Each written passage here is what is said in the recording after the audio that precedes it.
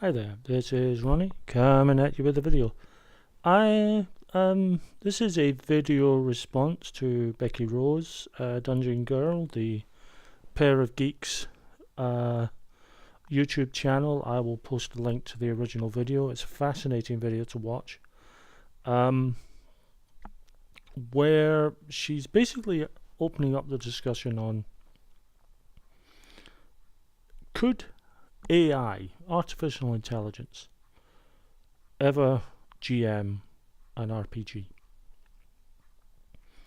Now, unlike Becky, who does work in the computer industry, and from that point of view knows exactly what she's talking about, and I would urge people, please watch the video, it's very good.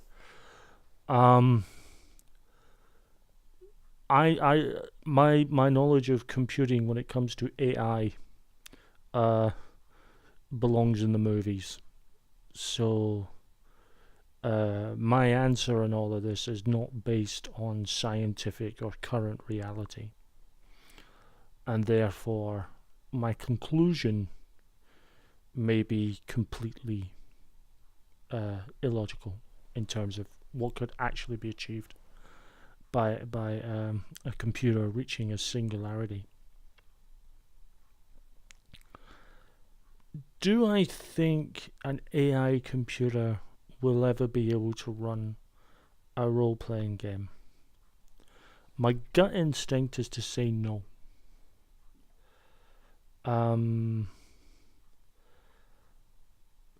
As Becky rightly points out, at the moment it simply can't happen. In order for any computer to even have a semblance of artificial intelligence, it has to be programmed. Therefore, the limitations of that intelligence will be based on the limitations of the program.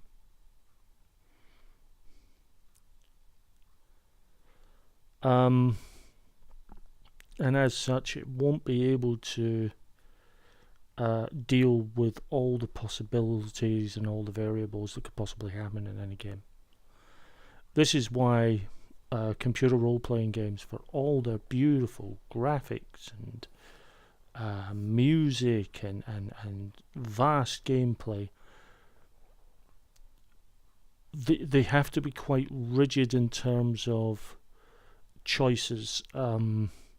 When you're having dialogue with characters, there's very specific bits of dialogue that you choose, and based on what you choose there might be another couple of choices, but it's all multiple choice. There's no free conversation.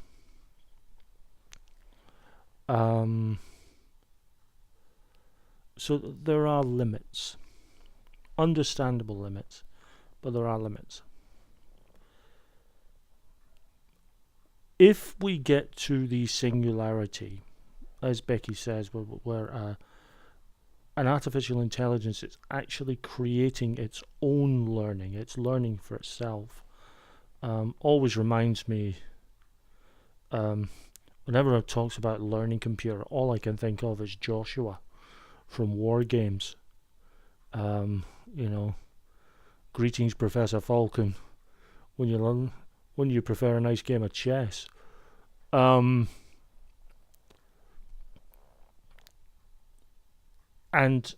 Becky does sum up from her very professional point of view the real problems of coming to being to getting to that point. But I think the problem for me is a singularity would still be based on logic systems. It would do what was logical, even if it was incredibly scary logic. It would do what was logical. Whereas part of the fun, I think, for a role-playing game, from a gamer's perspective and for a GM, is sometimes the players will do something that isn't logical, that's creative and imaginative. It defies logic. And as a GM, you have to be able to react and adapt to that creativity. And I don't think an AI would ever get to that point. And if it ever did, I think I would share Becky's very real concerns about an intelligence that could be not only self-learning but imaginative, becoming some sort of public entity. That would scare the bejesus out of me, I have to say. However,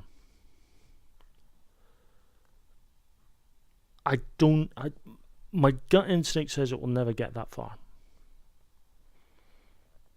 And yes, there's maybe a little, I hope it never gets that far, sort of put in there. But I don't think it ever will. But it's that catch-22. I don't think it'll get that far, but it would have to get that far to really be able to fully run a role-playing game. I think short of that, an AI based on an entirely logic system would be very good at running a dungeon crawl to a large extent, a choose your own adventure, you have sort of a fighting fantasy, or where there's limited choices.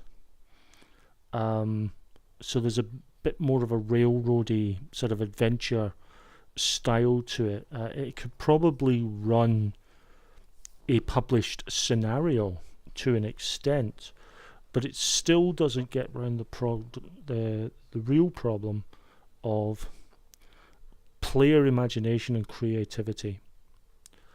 And for me, that is the thing that sets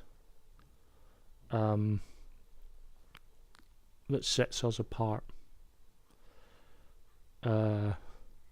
We don't always do what is logical. We sometimes get a gut instinct. We make I've recently been watching, because my niece put me on Netflix, and I've been watching old episodes of Star Trek Next Generation. And there's a very good episode from season 2 called A Measure of a Man, where they're basically fighting to keep Data on the Enterprise by arguing that he is actually a sentient being. And one of the things that he talks about is playing poker, that he had read all the books and all the lore and everything, and all the rules of how to play the game. But when he actually sat down and played the game, there was an element, the element of bluffing, of just trying to outthink and outpsych the other opponent, which the rule books didn't cover. And so he found himself at a loss, because for all the logic that he had, something as simple as something that humans take for granted, like the ability to bluff and the ability to read, was alien to him. And I think that for me this is why I'm saying I'm not coming at this from a professional computer side at all. I'm just coming at this as someone who has owned a couple of computers in his time, and has seen an awful lot of sci-fi, maybe too much. But until they get to that point where you can go beyond logic into imagination, an AI simply couldn't run a role-playing game fully, because there is an aspect of human behavior that a computer based purely on logic systems wouldn't be able to compensate for. So yeah, that's my answer to Becky's. I think it's an excellent video. I'll put the link down below for it. Please watch it. It's a fantastic video and very well thought out. So thanks for watching, folks, and I'll be back soon with another video.